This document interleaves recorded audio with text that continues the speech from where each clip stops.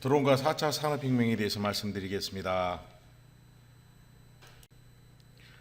먼저 목차에서는 레이싱 드론의 세계 랭킹 1위 김민창 군을 보고요. 드론의 정의와 역사를 한번 보고 넘어가고, 그 다음에 드론의 분류, 그 다음에 드론의 구성과 비행 원리, 드론 활용, 드론 산업 발전 기본 계획, 미래를 날다 프라잉카에 대해서 말씀드리겠습니다. 평창 알펜시아에서 경기를 했었는데요. 프리스타일 레이싱을 했었는데 제가 우승했었어요. 타마에서 열렸던 레이싱 경기가 있었어요. 제가 딱 좋아하는 그런 코스여가지고 우승을 했어요. 상하이에서 두바이에서 열린 대회가 디아론 드론 레이싱이라는 우승을 했었어요.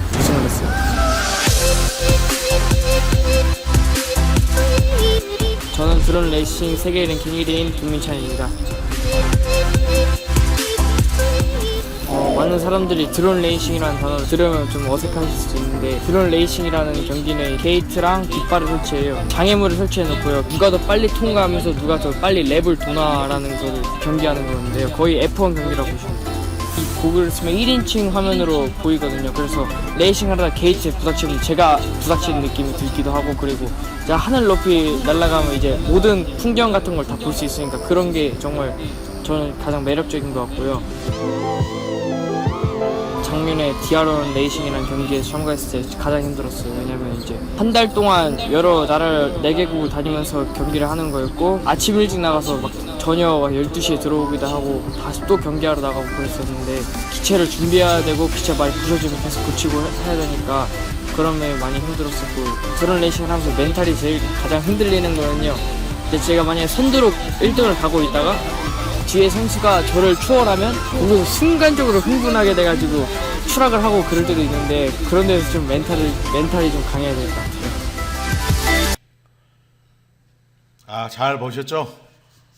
드론 경기하는 것은 지금 현재 레이싱 드론만 있습니다만은 스트라이크로 축구 드론, 스카이키로 축구 드론 여러 가지들이 있습니다. 그것뿐만 아니라 다른 경기들이 많이 있는데, 우선 그 드론에 대해서 한번 알아보고 우리가 또 공부를 하기로 하겠습니다. 그래서 먼저 무인 항공기란 무엇인지, 드론이 무엇인지 한번 정의를 내려보도록 하겠습니다. 무인 항공기라는 것은 조종사가 없이 타지 않고 무선 전파의 유도에 의해서 비행하거나 조종이 가능한 비행기 또는 헬리콥터 모양의 무인 항공기를 말한다, 이렇게 정의가 되어 있습니다.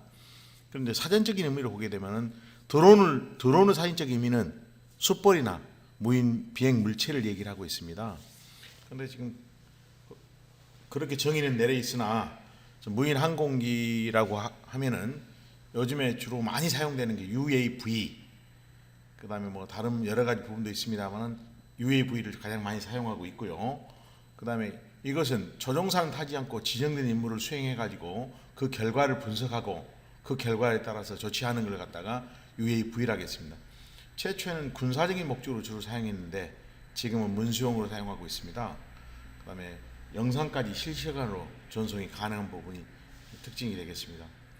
또 다른 의미로서는 RPAS라고 해가지고 2013년 이후에 국제 민간 항공 기구에서 공식 용어로 채택해갖고 사용하고 있습니다.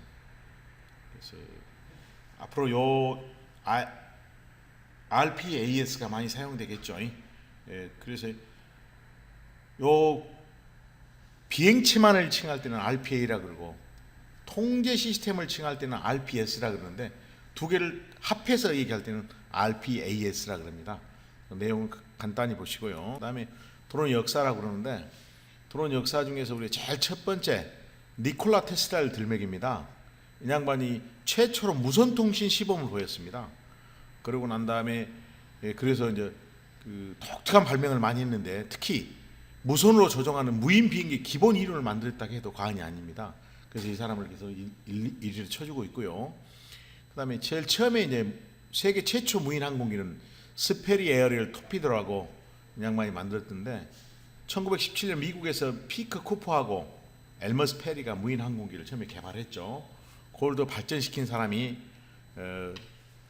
찰스 캐터링이 하고 그 옆에 사람들하고 만들었는데, 이것은 세계 1차 세계대전 때 폭탄을 운반용으로 사용하려고 만들었으나 성공하지는 못했습니다.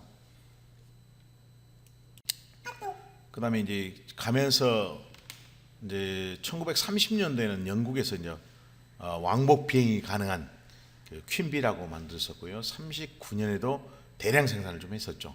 근데 많이 활용을 하지 못했습니다. 그다음에 이제 1955년도에 미국에서 정찰용으로 만들었고 1995년에는 대전차 미사일을 장착해 가지고 공격용으로 프레덕트라는 비행체를 만들었습니다. 요즘에는 거로보크라 해 가지고 지상 30cm까지 물체를 식별할 수 정도로 만들었습니다. 이건 2000년대 만든 것이고 최신작입니다. 개당 많이 지금 현재 사용하고 있는 부분이 되겠죠.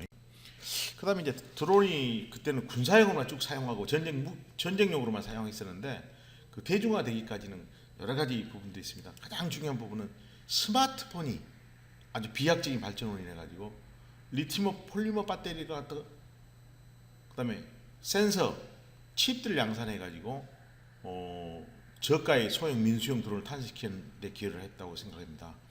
근데 가장 크게 문제가 된 것은 옛날에 센서가 굉장히 비쌌거든요. 근데 그 센서 값이 이제 대량 생산을 하다 보니까 원체 원가가 떨어지다 보니까 이제 발전하게 되시죠.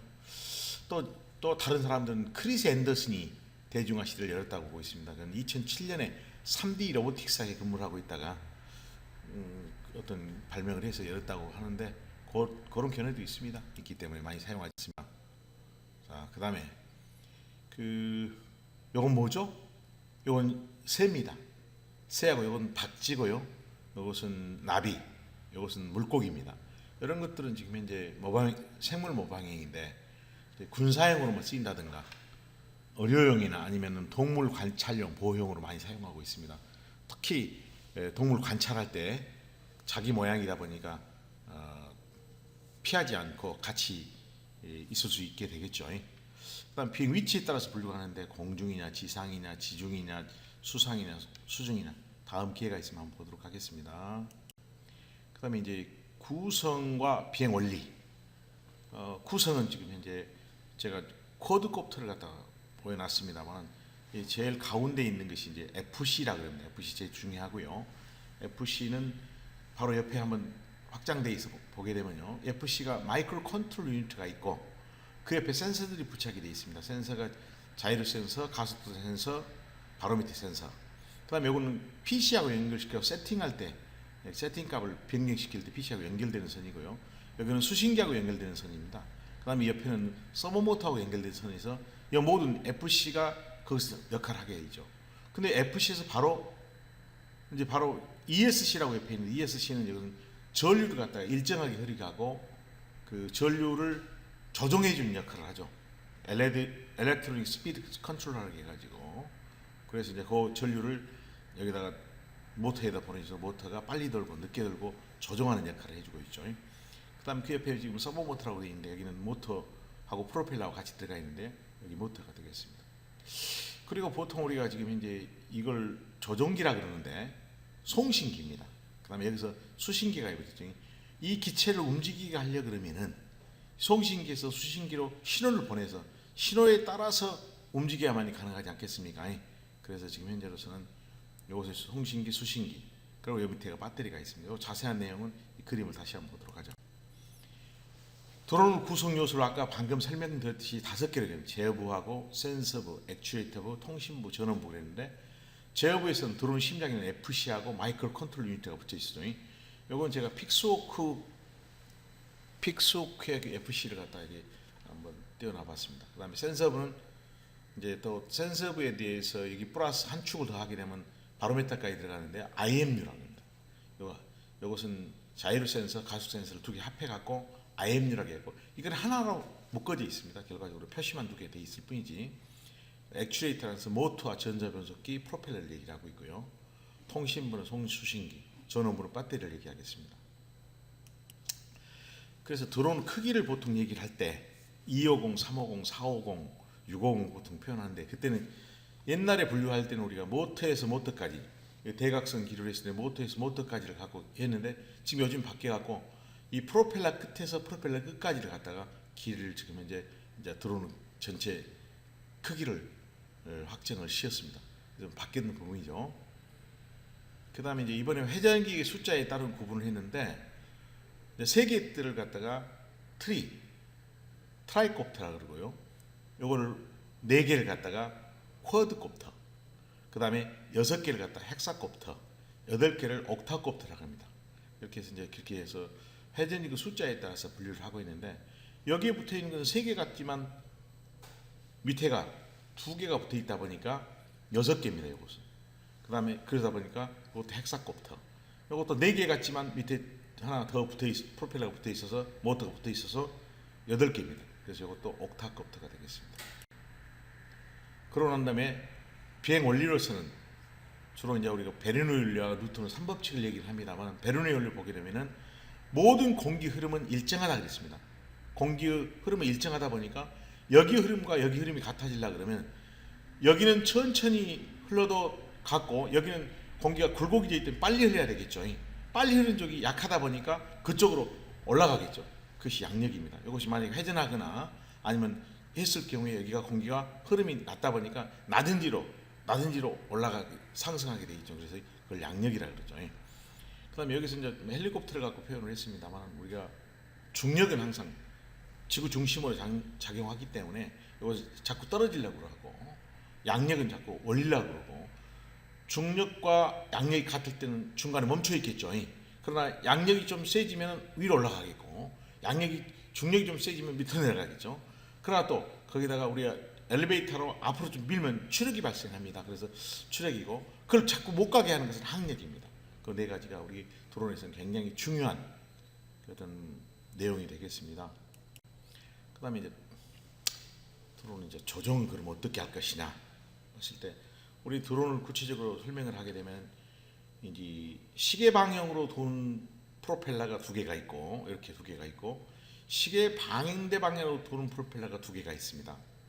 그래서 만약에 이 정상적으로 프로펠러가 똑같은 속도로 움직인다 그러면 일정한 높이에 올라가 있을 때 그 자리에 정지해 있을 수가 있습니다. 속도가 4개가 다 똑같다고 가정했을 때는 정지해 있을 수가 있습니다. 기체가 완벽하다고 했을 경우에 그렇게 하고, 그 다음에 이제 프로펠러가 만약에 우측으로 돌면, 시계 방향으로 돈다 그러면, 시계 방향으로 이 2개가 시계 방향으로 돌았을 때는 이 힘은 반대 방향으로 작용을 합니다. 자꾸 시계 방향으로 이렇게 가려고 하다 보니까 반대로 작용을 해갖고 힘은 반시계 방향으로 작용을 하거든요. 그 다음에 프로펠러가 반시계 방향으로 돌았을 때는 또 힘은 시계 방향으로 작용하게 되겠죠. 그러다 보니까 밸런스를 맞춰갖고 호버링이 가능한 부분이 되겠습니다. 더 한번 조정하는 것 자세히 볼까요? 보게 되면 우선 제가 이제 조종기를 갖다가 모두 2를 했습니다. 모두 1도 있고 2도 있고 3도 있고 4도 있습니다만, 우리 지금 주로 사용되는 것이 모두 2입니다. 그래서 모두 2를 먼저 설명을 드리고, 또 시간이 많이 있어서 기회가 주어진다면 모두 1, 3, 4까지 또 말씀을 드리겠습니다. 근데 이제 좌측에 있는 조종기 레바가 있는데, 레바는 앞으로 밀면 스로틀이랍니다. 올라갑니다. 상승 기로가 되고, 밑으로 내리면 땅바닥까지 내려가게 되어 있습니다. 그걸 스로틀이라고 그러고, 그 다음에 옆으로 요라 그러는데 다른 표현은 러드라 그럽니다. 러드라 그러고, 오른쪽 이 조종기 이 레바는 앞으로 보는 것을 엘리베이터, 옆으로 하는 것을 에어러라고 그랬습니다. 다른 말로 하면 옆으로 하는 것을 에어러이라고 그러는데, 우리가 저 자동차에서 자꾸 롤링이 있다 그러죠. 롤링이 있다 그런 거랑 마찬가지로 이 짝으로 흔들리고 저 짝으로 흔들리는 걸 갖다가 에어러이라고 그러고, 우리 자동차를 급브레이크를 받으면 앞으로 팍 쏠리죠. 그럴 때 우리 피칭이라고 합니다. 피치라고 그러죠. 그래서 피치를 다른 말로는 엘리베이터라고 그러고요. 옆으로 가는 걸 이것을 롤링을 에어러이라고 표현을 합니다. 그래서 한번 조종하는 내용을 한번 볼까요?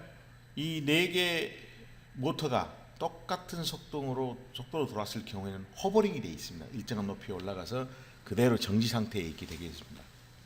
그러나 만약에 여기서 우리가 얘기했듯이 여기 후면에 있는 2개 프로펠러가 좀 빨리 돌고, 이것이 천천히 앞에 이 전방에 있는 프로펠러가 천천히 돈다 하면 이렇게 많이 됐을 경우에는 앞으로 전진을 하게 되겠죠. 그 다음에 이 프로펠러가 후에 뒤에 있는 프로펠러는 약하게 돌고, 이 전방에 있는 프로펠러가 세게 돈다 하면 후진을 하게 되겠죠. 마찬가지로 여기도 마찬가지입니다. 여기도 좌측으로 갈 때는 좌측에 있는 프로펠러는 천천히 돌고 우측에 있는 프로펠러가 세게 도는 겁니다. 그다음에 이것도 마찬가지로 우로 이동할 때도 마찬가지로 여기 좌측에 있는 두 개의 프로펠러가 좀 세게 돌고 우측에 있는 프로펠러는 약하게 돌다 보면 결과적으로 이것이 우측으로 가게 되죠. 만약에 그러면은 좌회전을 하려고 그러면 어떻게 해야 되냐? 우리가 작용과 반작용을 얘기했을 때 좌로 돌라 그러면은 프로펠러가 우로 돌아야 되겠죠. 프로펠러가 시계 방향으로 돌아야 좌로 돌겠죠. 그 다음에 우로 돌라 그러면은 힘이 작용하려 그러면 프로펠러가 역시계 방향으로 돌아야 우회전이 되겠죠. 이것은 아마 여러분들이 직접 해보시면 느끼실 거라고 생각이 됩니다. 드론의 활용 분야의 공공 분야를 한번 보도록 하겠습니다. 특히 이제 공공 분야의 드론 활용 모델로 보게 되면 굉장히 많이 있지만 몇 가지만 추려놨습니다. 토지 보상 단계에서 현지 조사한다든가 하천 측량이라든가 하천 하상 변동을 갖다가 관찰할 때, 소나무 재선충을 조사할 때, 적외선 카메라를 탑재해 가지고 수색이나 실종자 수색이나 뭐 어떤 사람을 찾을 때, 그 다음에 송전탑이나 철탑으로 사람들이 올라가 있는데 올라가지 않고 촬영을 해가지고 그런 것들 판독하는 것, 그 다음에 농업 면적을 통계를 작성할 때는 이런 데 많이 공공 분야에 쓰이고 앞으로도 공공 분야는 더 많은 것 쓸 거라고 생각이 됩니다. 그 다음에 이제 물류 분야로 봤을 때 지금 우리 우체국에서 도서 지역에다가 우편 배달을 하거나 택배를 배달하려고 지금 하고 있고요. 지금 각 그 택배 업체에서도 준비를 다 하고 있습니다. 물류 분야. 그 다음에 곧 있으면 우리가 짜장면을 또 드론으로 배달할지 모르지 않습니까? 그 다음에 지금 완도군에서 섬지방에다가 우편이나 택배를 배달을 어떻게 할까 하고서 시범상으로 완도 지역에 지금 하고 있습니다. 한번 그것이 성공하게 되면은 간단한 가까운 섬지방은 아마 드론으로 배달하지 않겠냐 그런 생각이 됩니다. 외국사에도 아마존이라든가 DHL이라든가 페덱스 같은 데서 지금 도입 계획을 세우고 있고 또 아마존 같은 데는 이미 배치돼 갖고 지금 하고 있죠. 그다음에 농업 분야에서도 굉장히 많이 활용하고 있습니다. 옛날에는 우리가 줄 잡고 뭐 사람이 직접 들어가서 너네 방제를 했었는데 지금은 드론으로 뿌려버리면 사람들이 한 40배 정도? 사람이 뿌리는 거 한 40배 정도 효율적입니다. 그러다 보니까 지금 많이 사용하고 있고요. 그 다음에 이제 항공 직파라 그래가지고 벽시파 정도 지금 하고 있습니다. 그 다음에 비료도 뿌리고 있고 그러다 보니까 앞으로 많이 사용하게 되려고 생각이 됩니다. 그 다음에 농업도 지금 이제 생육산태라든가 스마트 농업 쪽에도 많이 사용하고 있고요. 그 다음에 이제 우리가 스포츠 분야에서 아까 말씀드렸습니다만 스포츠 경기하는 그 내용 잠깐 보고 넘어가겠습니다.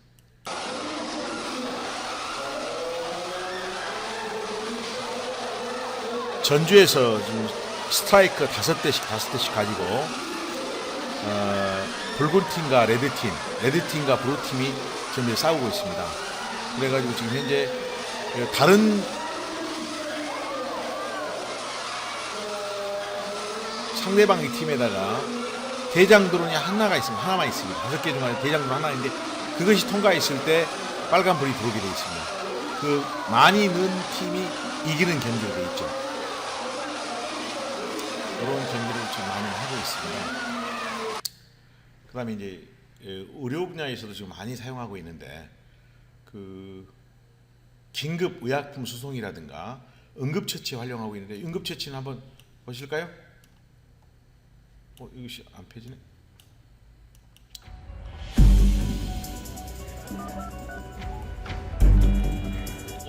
Operator, what is your emergency? It's my dad. I think he had a heart attack. Please help. He's not breathing anymore. Please take the ambulance is on its way. Great. Can you go to the nearest exit? The ambulance is talking through the drone. 내용인즉슨 Put down the phone. 아빠가 긴급한이 쓰러져서 119에 연락을 해가지고 그 드론이 이제 도착했으면 드론을 가지고 와서 아버님이 심장 박동을 갖다가 이렇게 해가지고 그래서 아버님이 살아나셨다. 긴급한 때 살아나셨다. 그런 내용이 담고 있습니다. 여기다 바로 지금 패치를 붙여서 그 관제소에서 해준 대로 해가지고 살아났던 얘기입니다. 그다음에 군사용으로도 많이 사용되고 있는데 무인 정찰용으로 옛날에 우리가 전쟁하려 그러면 정찰 나가서 보고 그러죠. 그런 것들 갖다 무인 정찰로 하고 있습니다. 그다음에 수송용 긴급하게 뭘 수송해야 될 필요가 있을 때 그다음에 전투용 드론들을 많이 사용하고 옛날에는 가미가제라고 해서 사람 직접 타고 가서 사람이 죽었죠.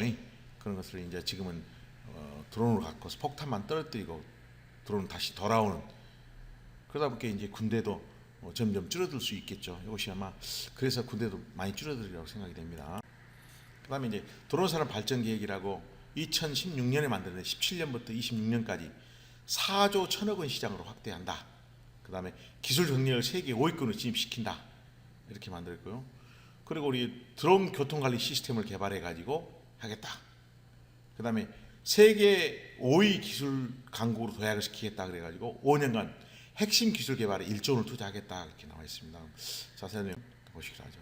그러면서 이제 플라잉카 지금 앞으로 우리가 플라잉카를 타고 출퇴근하려고 생각이 됩니다. 그래서 긴급한 상황에서는 플라잉카 부르면은 와서 타고 갈 수 있지 않겠냐 생각이 드는데 자, 한번 보시죠. 자동차 업계가 하늘을 나는 자동차 개발에 역량을 집중하고 있습니다. 너무 먼 얘기 같지만 완전 자율주행차보다 먼저 시장에 나올 가능성이 크다고 하는데요. 이재민 기자가 취재했습니다. 도로를 달리는 자동차에 프로펠러가 붙어 날아오릅니다. 플라잉카, 하늘을 나는 자동차입니다. 아우디와 에어버스, 자동차 회사와 비행기 만드는 회사가 손을 잡고 개발하고 있습니다. 우버와 보잉도 나는 택시를 4년 뒤에 출시할 예정입니다.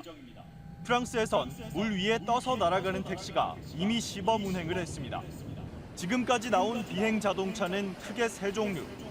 드론을 크게 만들어서 사람을 태우거나 비행기 날개를 접어 자동차처럼 만들거나 반대로 자동차에 날개를 다는 방식입니다. 자동차의 미래로 불리는 자율주행차의 경우 운전자 조작이 전혀 필요 없는 단계까지 가려면 인공지능 기술의 한계와 안전사고 우려를 극복해야 해 상용화를 2030년대 이후로 보는 시각이 우세합니다. 비행자동차가 오히려 기술이나 규제의 벽이 더 낮다는 게 전 세계 170여 개 업체가 뛰어든 이유입니다. 국내 기업도 미국 항공우주국 출신 전문가를 영입해 개발에 나섰습니다.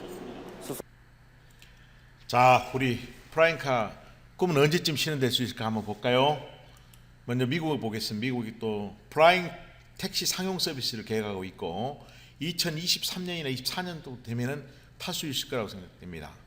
그다음에 지금 이제 일본도 지금 준비를 하고 2030년도에 실용화 계획하고 있고 그다음에 유럽에서도 지금 계획하고 있고 중국에는 지리자동차하고 드론 기업 이양이 중심으로 급성장하고 있죠. 한국은 어떨까요? 우리나라는 미래의 드론 교통과를 만들어 가지고 그 교통 체계하고 관련 법하고 제도를 마련하고 있습니다. 그 드론 충전소도 만들고 이착륙장이나 터미널 같은 인프라 구축 계획을 서서히 실현하고 있습니다.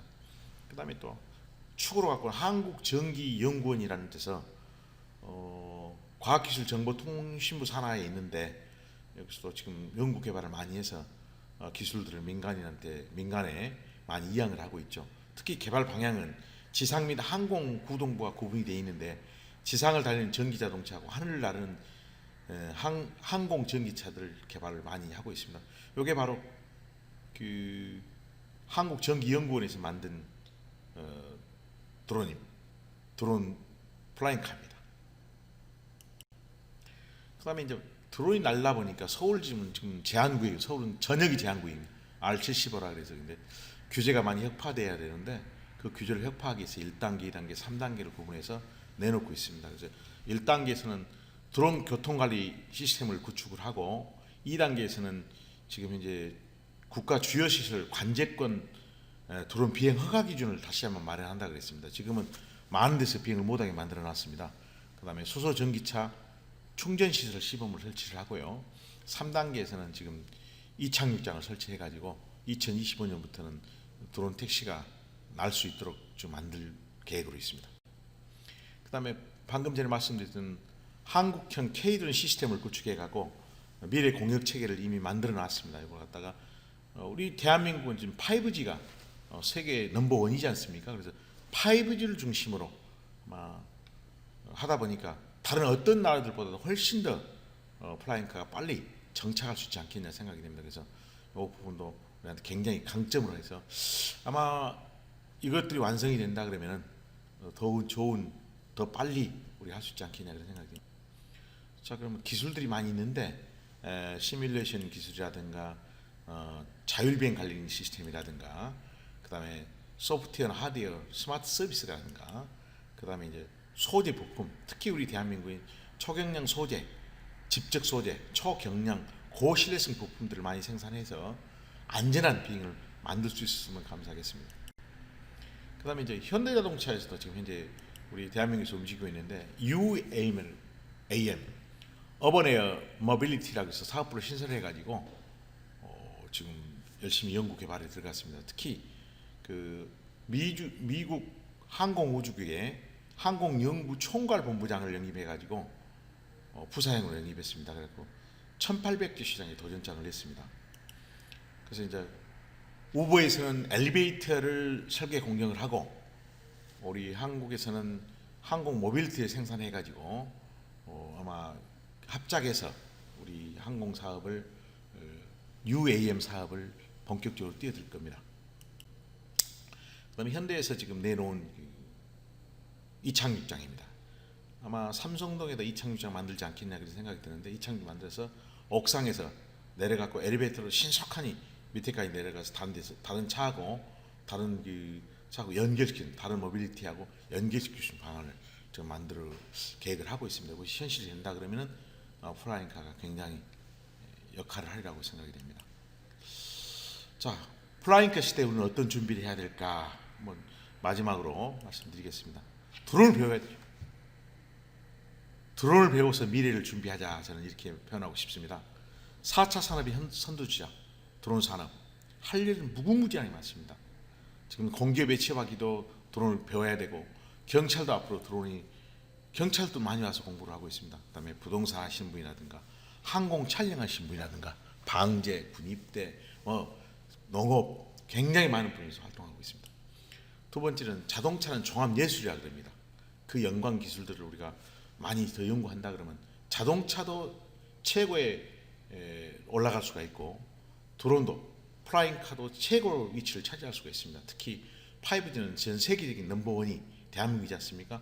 여기에다 빅데이터나 AI 기술을 접목을 시킨다 그러면 자율주행으로 비행이 날아간다 그러면 우리는 가만히 앉아서 목적지까지 버튼만 누르면 갈 수 있는 시대가 곧 오리라고 생각됩니다. 그다음에 이제 이 플라잉카 시장이 1,800조 시장입니다. 세계 174개국에서 유수업체들이 지금 도전을 했습니다. 각축을 벌이고 있죠. 그래서 다음 세대의 먹거리는 플라잉카라고 저는 생각을 합니다. 선점하는 업체가 세계를 지배하지 않을까 그런 생각을 갖고요. 특히 이 1,800조 시장에서 승리를 한다 그러면 대한민국은 세계 아주 훌륭한 국가로 우뚝 서리라고 저는 생각합니다. 여러분들도 이런 분에 편승해서 정말 이 부분에 많은 노력을 한다 그러면 대한민국이 전 세계 1등 국가로 거듭나리라고 생각이 됩니다. 여러분도 많이 참여해 주시기를 바라겠습니다. 감사합니다.